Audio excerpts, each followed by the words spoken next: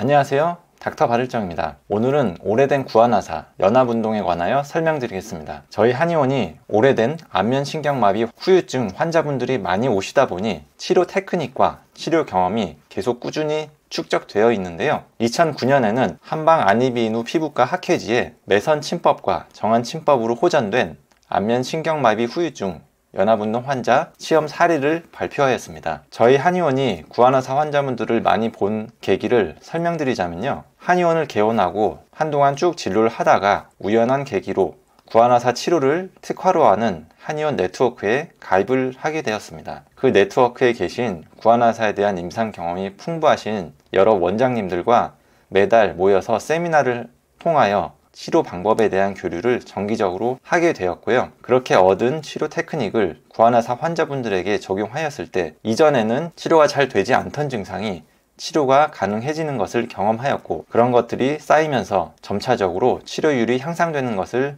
체감할 수 있었습니다. 그래서 좀 더 어려운 후유증 중에서도 연합운동 증상까지 치료를 하게 되었고요.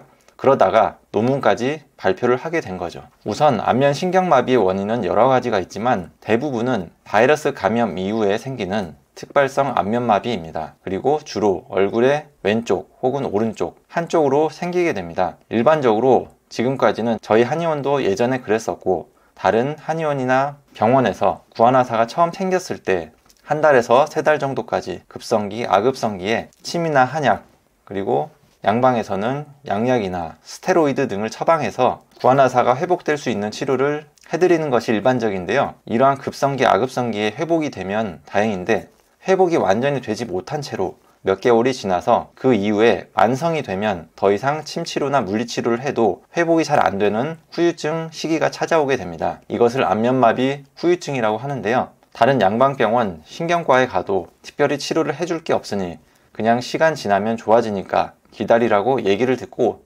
온다던가, 침치료를 해봐도 빠른 회복이 잘 되지 않아서 방치가 될 수밖에 없는 영역의 환자분들을 적극적으로 치료를 하기 시작했습니다.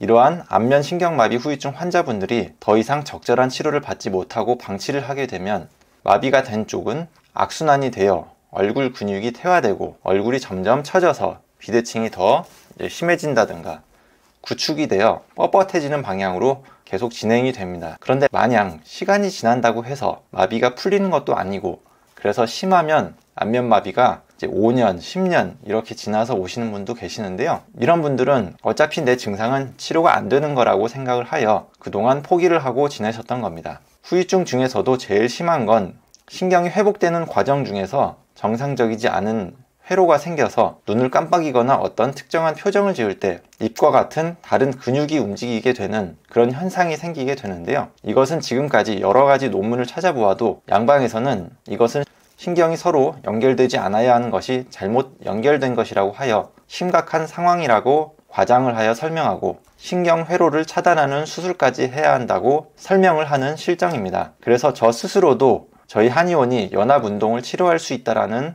논문을 발표하였다는 사실에 매우 자부심을 느낍니다. 여기서 참고로 양방에서 시행하는 보톡스나 선택적 신경차단술에 관하여 잠깐 설명하고 넘어가면요. 이 보톡스라고 하는 것은 원래는 특정 근육의 힘을 떨어뜨리고 마비를 시키는 효능이 있는 치료법입니다. 따라서 오히려 손상된 안면의 운동 기능을 저하시켜서 치료하는 거고요. 그래서 보톡스 시술을 하고 난 다음에는 표정 근육을 이전보다 사용을 더 못하게 되기 때문에 오히려 더 뻣뻣해지고 표정이나 얼굴이 어색해졌다라고 저희 한의원에 오시는 분들이 많이 계십니다. 또 보톡스를 맞은 이후에 음식을 먹는다든가 이러한 여러 가지 일상생활에서 근육이 예전보다 덜 움직이게 되어 오히려 더 마비감을 느끼시고 불편함을 느끼는 환자분들이 참 많으십니다. 신경차단술 수술법에 대해서는 안면신경을 예전의 상태로 자연스럽게 되돌려 놓는 수술 방법이 아니며 수술로 인한 흉터와 후유증, 회복기간 같은 것을 생각했을 때 추천드리지 않고 싶습니다.